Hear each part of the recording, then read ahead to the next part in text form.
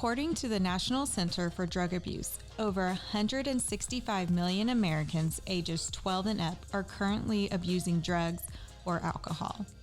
Of those 165 million Americans, there is a mom, dad, sister, brother, wife, husband, son, daughter, or grandparent praying and pleading that they would stop. Addiction is a subject most people don't like to talk about and is kept behind closed doors. But the Finding Hope podcast will bring light to the subject and give families that are living in shame, guilt, hopelessness, fear, worry, and anger tools and education to find strength, peace, happiness, joy, and hope. Hello, I'm Amy LaRue, Finding Hope Coordinator for Hope is Alive Ministries and your host for this Finding Hope podcast. At Hope is Alive, our mission is to radically change the lives of drug addicts, alcoholics, and those who love them. We do this through our intentional next level sober living homes and faith-based support groups for the loved ones of addicts called Finding Hope. Thank you for joining us today, and Happy New Year. It's been a while since we've been on here, but we're so excited for what 2025 is bringing this year for Finding Hope, and we can't wait to share more about it. But I want to start with this quote today by Shane Pruitt. It says, "A new year doesn't make a new you. If you keep living the way you've always lived, a new you only happens when you let an eternal God take over and he changes how you live." What a powerful quote, Darcie. Yeah, that's really good. It is. And we think so many times at the beginning of a new year, you hear that phrase, new year, new me, but we actually have to take some action, right? We have to take some action. And that quote was just a great, powerful reminder to me that turning a calendar doesn't necessarily mean a new you. And sometimes I think so many people are, well, I didn't start January 1. I didn't start January 2nd. Oh, it's a Wednesday. I'm not going to start. But really, the change can happen today. It doesn't have to be on the first of a month. It doesn't have to be the first of the week. It can start right now. Yeah. And so many times when we love someone that struggles with addiction, that we need a change. And the change starts with us, right? Yeah. So maybe this year, if you're listening or watching, you need to say yes to you. Maybe this year is your year to finally take that courage and to reach out and step into a meeting this year. Maybe it's been a year or two and you're like, I need to go back, but the shame and guilt of not going is too heavy. Just do it. Yeah. Right? Yeah. So we're going to actually take this podcast today and take it back. So we are celebrating 10 years of Finding Hope this year, right, Yeah, Darcie? so exciting. So exciting. We actually launched Finding Hope for the first time February 9th, 2015.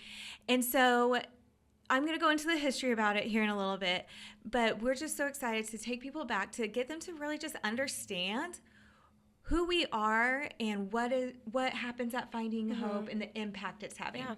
So Darcie, I want you to just kick it off and just kind of tell your story and journey about finding Hope. Okay. So in 2019, I made a phone call to Lance Lang, the founder of Hope is Alive, and he answered his phone. You don't always know if people are going to answer their phone, and he did.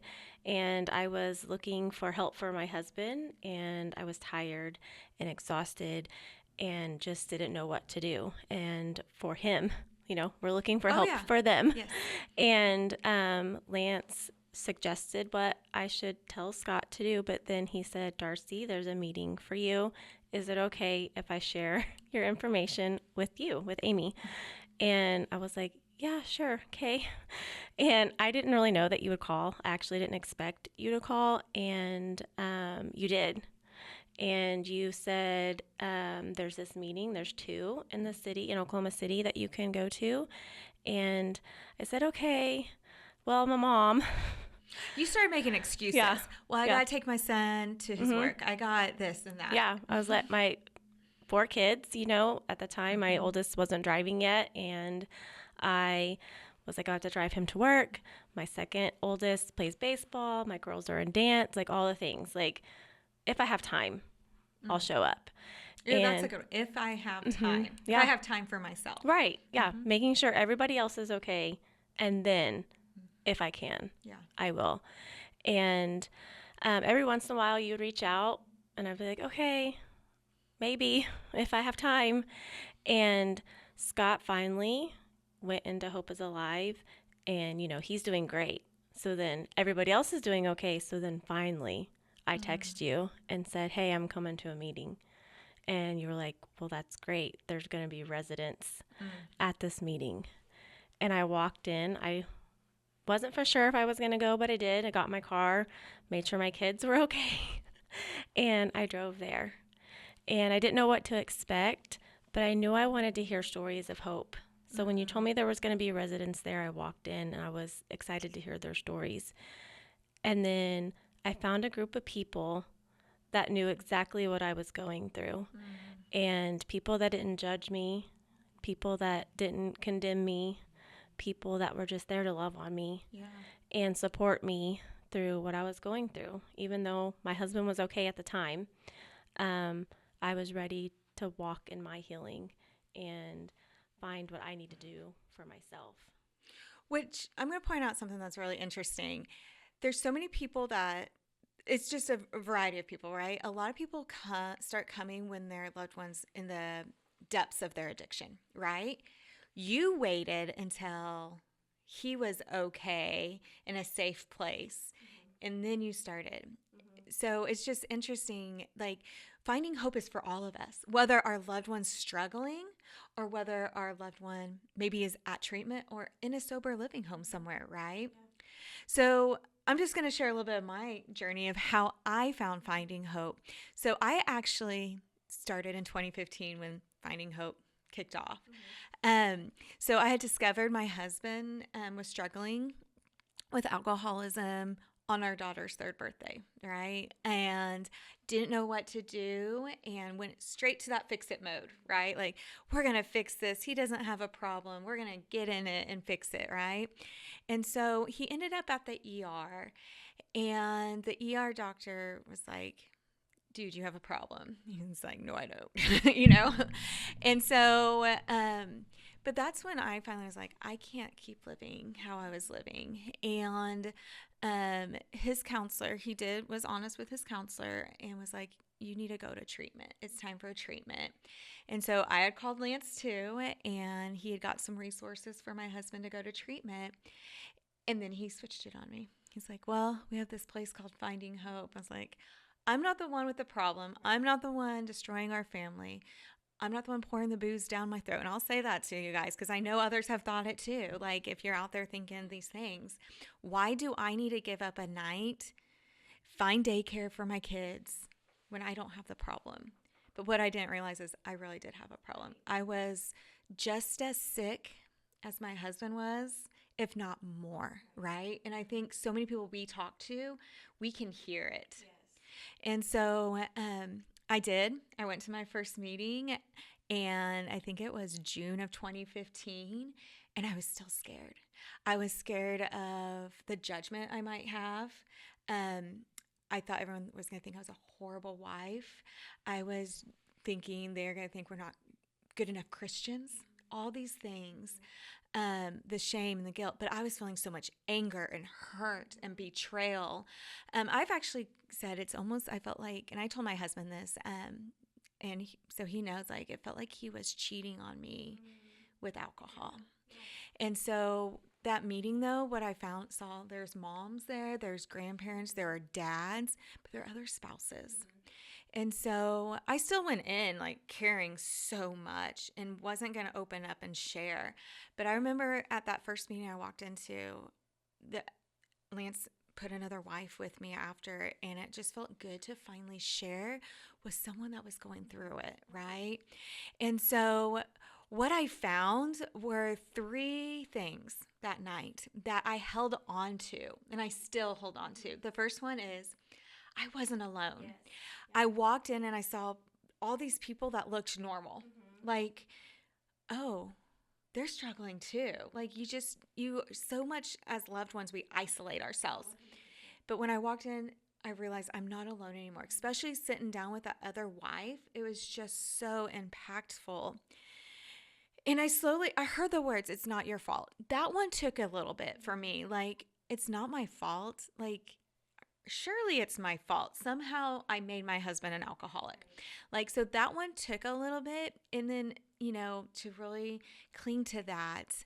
But what I also saw was hope. And I saw smiles. And I'm not going to lie, it made me angry to see the smiles, because I was hurt so bad. But I knew whatever got them to smile, I needed it. And so I kept coming. And so that's what we say. That's our motto at Finding Hope. We end each podcast with that. You're not alone. It's not your fault, and there is hope. How has the motto impacted you? The biggest thing for me is, well, all of them are very impactful, but I'm not alone. Our loved ones, they isolate themselves and they feel alone. And because they isolate themselves, it causes us to isolate ourselves. And you don't want people to know. Yeah. Like nobody in our church knew what we were going through except like our closest friends. Mm-hmm. But nobody knew. And so I felt alone. Didn't feel like I had anybody to talk to. Didn't feel like I had community. And so when I walked in and I heard that and I found my community, I finally realized, I'm not alone. Like, we're going to do this together no matter what happens. That's so good. And that's almost how Finding Hope got started, Darcie. So the little bit of history about Finding Hope is it started at Putnam City Baptist Church. That's where I went to my first meeting. That's where you went to your first meeting here in Oklahoma City. And Tana went to an event that Lance Lang, the founder of Hope is Alive, was speaking at a church. And she had just lost her son to an overdose. And she went up to him and said, what about the families? What do you have? She had tried other support groups, but it just wasn't feeding her what she needed. She needed some practical tools to learn some things, to learn about these crazy terms that get thrown around, codependency, enabling boundaries, all these things, self-care, detach with love. She needed something more and to, something more relational, to hear from others. And so she just went up to him, what do you have for the family? And God had been pulling on Lance's heartstrings, as well as, obviously Tana's. And they met for coffee and came up with a plan and launched the first one. Like I said, February 9th of 2015. Yeah. They had over 30 to 40 people in that room. And it just showed like the need for this, the hunger we need, the thirst people need just to learn more and to feel supported, not to feel alone like you were feeling. And so that started.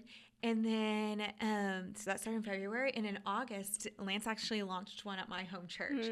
And so I got plugged in that very first meeting. And I remember sitting there in the room. It was all female. And then there's one male, and just sitting there and, talking, and just, it wasn't full of smiles, that one. It was just full of fear and tears and everything. But it was a safe place that everyone finally got to start opening up. Yeah. And so from there, it just continued to grow. We went to Tulsa, Oklahoma, started a couple meetings, and then I came on staff in 2019, and it just continued to grow. Like 2020, before COVID, we launched like 10 new meetings. And it was just so exciting to see it being taken to new communities. And now we have how many Finding Hope meetings? We have 50. About 55 to 60. 50, yeah. And we've reaching people across. Tell us some of the people, some of the places we are.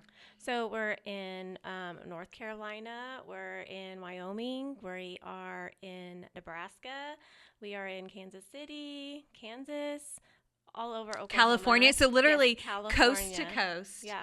And then we have, people...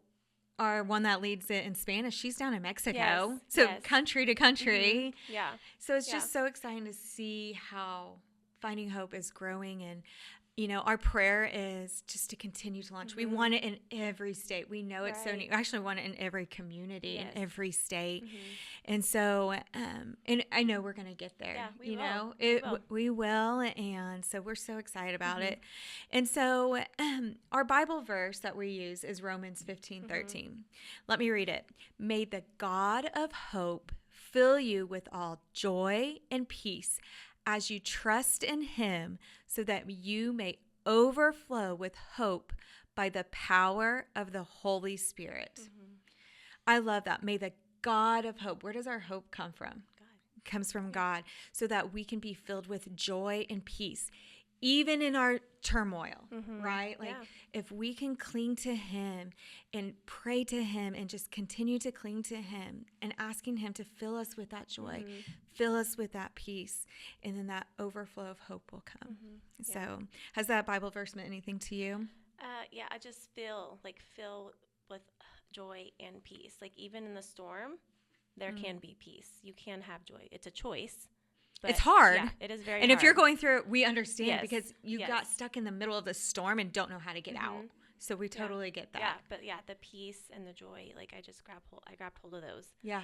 And remembered, I can choose to be full of joy, and I can choose to walk in peace no matter what's going on. That's so good. So we talked about the motto, we talked about the history, the Bible verse.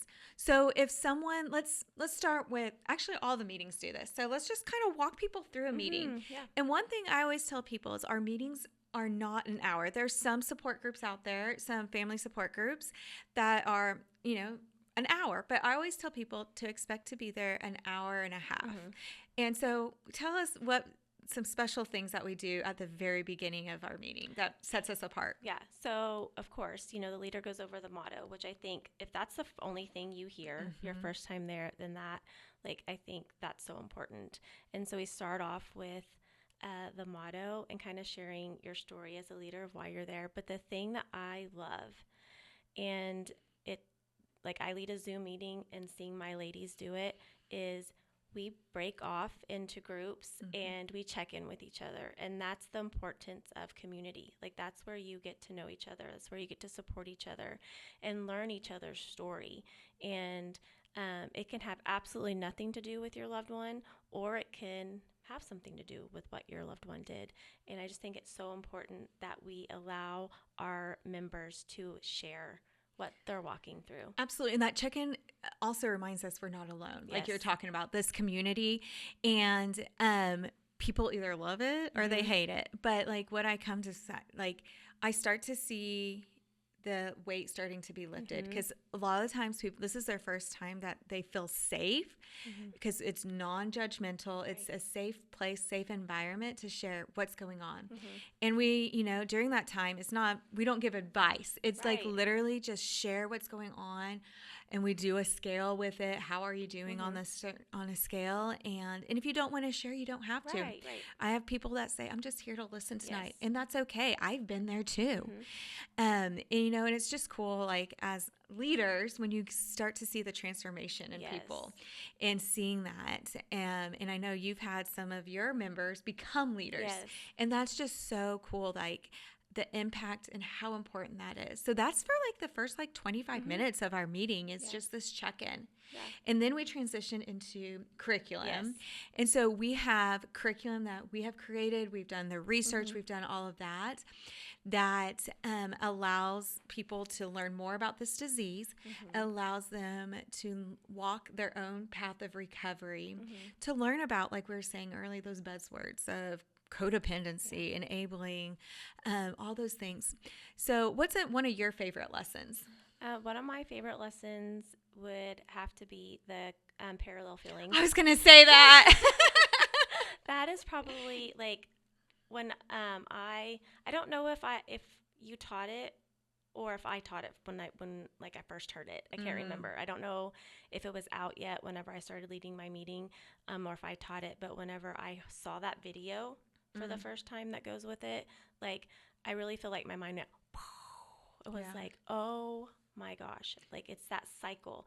When they're in their cycle, we're in our cycle, and just how parallel we actually are. Because like you said, we don't have the problem. There's nothing wrong with us. But when you hear it and you see it, it was just mind blowing. It was. And so that lesson, like, I was sitting in the meetings and seeing all this, and we hear from the residents, like you mentioned, and here I started to see all these comparisons, like similarities, I should say, not comparisons, similarities in them.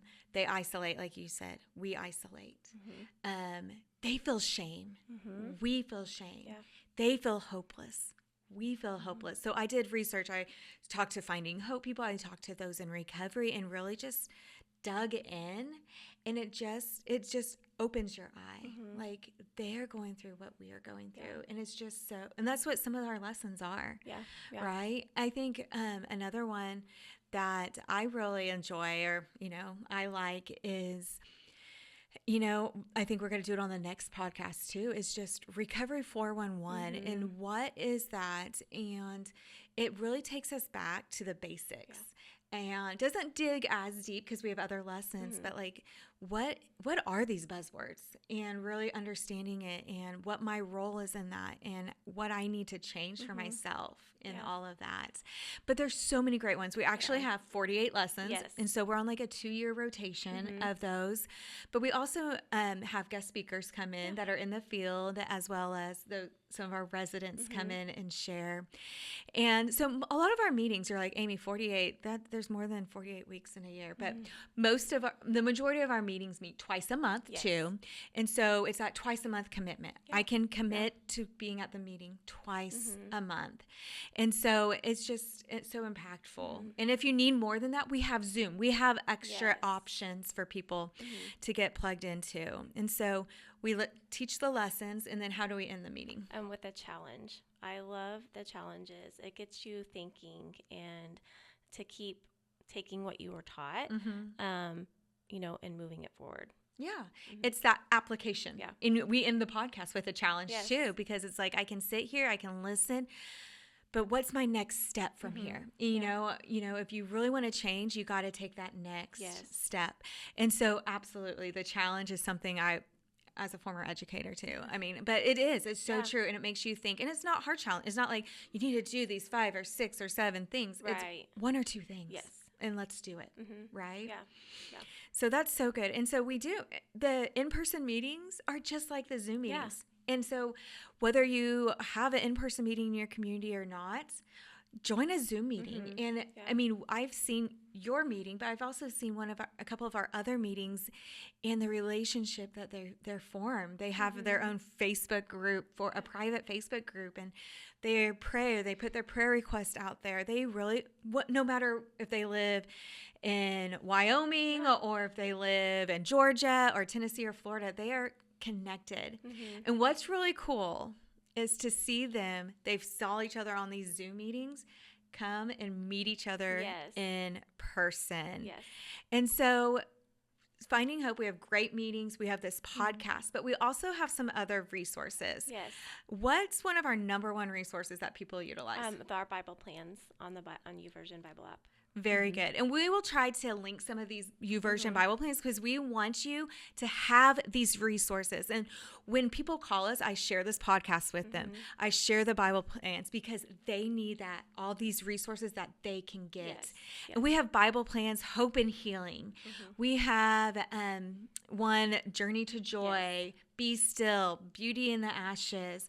We have God's Promises. So we have several Bible plans out there that you and I have written that we hear people, and that's the number one way people. 100% people find us. Yes. And I even hear people say, I listened, because you can listen to YouVersion. I listened to the whole thing in one night because they felt that connection. And then they're trying to take that next step to get connected to the people. But one other thing that I'm real excited that we started in 2021 are our retreats, right? Yeah. Sorry. And no, you're good. You're good.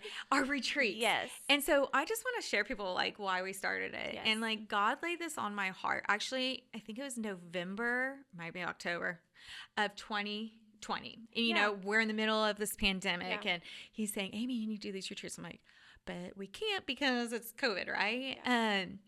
But I listened and I was obedient, and I approached my boss at the time and I was like, hey, I want to do these. And the reason why is because there's so much out there for our loved ones. Once again, they have rehabs, 30 days, 60 days, 90 days, sometimes a year long. And I was like, what's there for us? Yeah. You know, not just a place to retreat, but a place to learn and grow. Yes.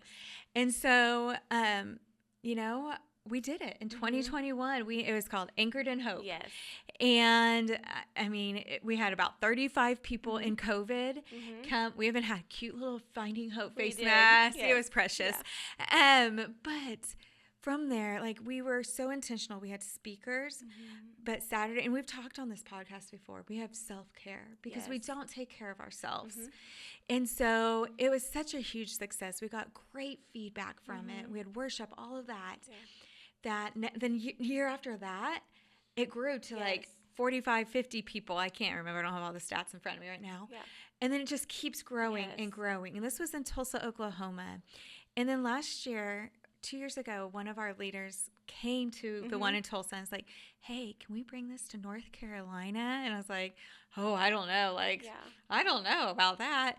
But we did. Yes. And I said, okay. So I got permission, and we found an amazing place right there on the beach. Yes. And beautiful. I was like, let's do it. So it was, and we had about 25 people that came, and half those people didn't even know about us. But they're in such that place of desperation of learning and growing that they came. Yeah. And so when we were literally on the airplane coming back, I remember turning to you and saying, Darcie, we can easily do this in more places. Yes. You know, it's kind of a copy and paste, right? Like, we could take these retreats to new locations and just so many more people can start that healing process and finding that hope again. That's in that burden lifted, right? Yeah. And so, are you ready to announce it? Yes, I'm so excited. As we celebrate 10 years this year, we are going to be launching a Finding Hope retreat tour. Yes. Right? Yeah. We have 7 retreats. Okay, are you ready to try to remember? Oh, yes. We can cheat. We have it in front of us. I was talking to Annabelle about them this morning. Yeah. And so she was like, where all are you going? And so I was listing them, and I was like, did I get all of them? So in April, we're going to start it in April, okay? Yes. We're going to Tennessee. And you found an amazing place, beautiful in the trees. It's going to be wonderful. So Tennessee. Yep. Then in May, we're headed to California. And I just got back from California. Yep. I was there for my daughter, but I was like, I could live here. It was beautiful. And it's 6 hours north of LA. Okay, so, great. And it's another beautiful place you found. Okay, and then in June, we were going back and forth. Things were not working out. We kept getting these barriers, and I was like, we're going to keep it here in Oklahoma, Darcie, and we're going to try something new. Yeah, I'm excited about this one. So what's the new one we're trying? The new one is going to be just for wives. I'm so excited. Yeah. So moms and dads, we'll get one for you too eventually. But this was just for wives. Yes. So whether you're still married, whether you're engaged, whether you're dating, whether you are married, whether your husband's sober or not, this one's for you. And it's going to be smaller. So there's going to be limited spaces, but we have a house in Broken Bow, Oklahoma. Some of you guys are like, where is Broken Bow? Look it up. You'll love it. And so we're so excited for this one. Ready to pamper some wives. Yeah. And it's going to be I'm so excited. Yeah. And then in July, we're going to Nebraska. Yes. It's not going to be too hot. We try to summer. We're used to the hot weather here in Oklahoma. And so we're going to go to Nebraska. And then August, we're taking off because we'll have our Run for Hope in September. So mark your calendars already for that. That first weekend in September is our Run for Hope. So we're going to be prepping and getting ready for that in August. And then September, we're going to Texas. Oh, and that place is like on a ranch, Darcie. Yeah, I'm excited. I've seen pictures. It's going to be beautiful. And when I was talking to them, the lady said, everyone leaves so full. She said they have food like full of from food, but she goes, by the last day, people don't want to eat. hilarious. because they have snacks for us all the time and Is food. there a lot of places to walk over there? On Saturday afternoon, you can do that, okay? And then so that was September, October. Where are we going? We're going to Florida. Yay! Yes, I'm so excited. That one, that was my hard one to find. It took me a while to find a place there, and I finally, God worked it out, and I finally found one. Okay, so we have all these amazing retreats. We need you to be watching our website. We will have it all posted, but mark which one you want to go to. You can reach out to us if you have questions, but it will be on our website very soon. But before we even launch these retreats, are you ready? Yes. We've announced it already. Yeah. We have 2 big events to celebrate 10 years of Finding Hope. Yeah. So mark your calendars. You should already have it marked if you've been listening. Yes. But March 28th. Yes. What are we having? Here in Oklahoma City at Crossings Community Church, we're having Night of Hope, and I'm so excited about that. And what's Night of Hope? So Night of Hope is an evening full of worship. Ben Fuller is going to be there. And then we have an inspirational guest speaker coming, Lisa Turkhurst. I'm so excited about her coming in. And then we're going to celebrate. We're going to celebrate those who are in sobriety, do our normal sobriety countdown, honor those who love somebody, and even those that have lost somebody to this disease. We're going to have a special moment. And just a night of hope, filled of hope. So it's for anyone, and we want you there. We still have a few VIP. You just looked at it this morning. So we just have a few VIP, and VIP includes Q&A with Lisa and meet and greet with Ben. You can never get a VIP for 2 people. Usually it's separate, right? But no, you get to do both and premier seating and early entry. Yes. But then the next day is our first ever what? Hope Conference. And so again, that's going to be a day of hope and learning. And we have our co-CEO, Allison Lang, is going to be with us to share a powerful message. We'll have Amber Hollingsworth, which from Put the Shovel Down podcast, and she's an addiction specialist. I know a lot of our people also listen to her. And one of my favorites, Mark Woodward, and he is here in Oklahoma City from Oklahoma Bureau of Narcotics, and he's going to be sharing about the trends of drugs right now. And he is just so informative of what's going on right now in the world too. And then we'll have, to close the day, we'll have a hope panel. And who's on this hope panel? So Lance Lang's going to do the Q&A part of it, asking the questions, but we're going to have residents. We're going to have... And residents are those in recovery. Yes. Sorry. Those in recovery. We're going to have Finding Hope people, and then I think we're also going to have Hope After Loss people on there as well. We just want to, and this is just a time to ask questions. We're going to give you guys actually the opportunity before the conference to write down your questions. What do you want to ask somebody maybe in recovery? What do you want to ask that dad that their son is still struggling and how he's gotten through that? So ask those tough questions. We want you guys to be asking. And so we're so excited. There's going to be some great breakfast. There's going to be amazing lunch. That's all what's included in your ticket.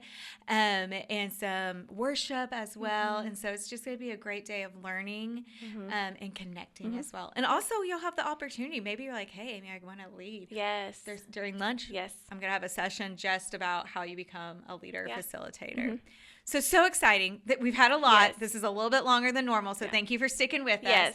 But we just wanted to get back as we celebrate 10 years of Finding Hope, where Finding Hope came from, how did it come, what you can expect, a little bit of our stories, and some resources out there. So like you said at our lessons, in our lessons and meetings, we like to enter the challenge. So my challenge is reach out. Get plugged into a Finding Hope. Go to findinghope.today. Find a meeting. It's so easy now. We've updated our website. Search for a meeting in your location or jump on a Zoom. Or maybe it's been 6 months, 2 years, 3 years since you've been there. Walk back in. Get plugged back in. And also, I want them to, here's my other challenge, to commit to attending either our 10-year event or a retreat. Yeah, that's good. Not both. I'm not saying, I would love for you to do both, but one of those. Yes. Because that weekend you need for yourself. Yeah. Do you have anything else to say? I'm just so excited for what God's going to do in 2025. I can't wait. It's going to be the best year yet, and the best is still ahead of that. Absolutely. So thank you guys so much for joining us today. And you can learn more at findinghope.today. But before you go, we want you to give us a 5-star review, share this on social media, and subscribe to this podcast so you don't miss the next hope-filled episode. And thanks again for joining me, Amy LaRue and Miss Darcie Stevens, on this episode of Finding Hope. And remember, you're not alone. It's not your fault. There is hope.